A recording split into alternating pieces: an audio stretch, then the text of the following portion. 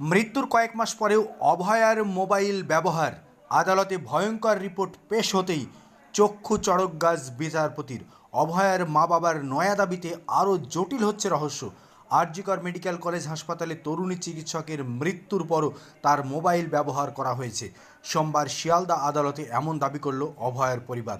এদিন কোর্টে মুখবন্ধ খামে পুরো ঘটনা নিয়ে একটি সিনোপসিস জমা করেছেন তারা, কিন্তু সেই সিনোপসিসেই কার্যত তোলপাড় হয়ে যায়। সন্তানহারা মা বাবার দাবি, মৃত্যুর কয়েক মাস পরে নির্যাতিতার মোবাইল ব্যবহার করা হয়েছে। ডাক্তারদের হোয়াটসঅ্যাপ গ্রুপ ছেড়ে বেরিয়েছে সংশ্লিষ্ট নম্বরটি। ডাক্তারদের তরফে এই খবর পরিবারকে দেওয়া হয়েছে বলে দাবি।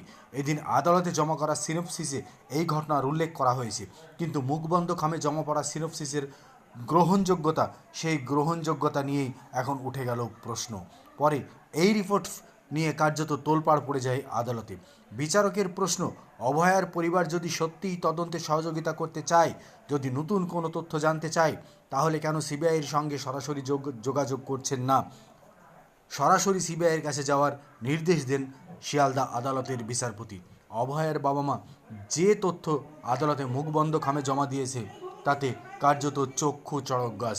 অভয়ার সিম, অভয়ার নাম্বার, ডাক্তারদের হোয়াটসঅ্যাপ গ্রুপে তার মৃত্যুর 1.5 থেকে 2 মাস পর্যন্ত অ্যাক্টিভ ছিল।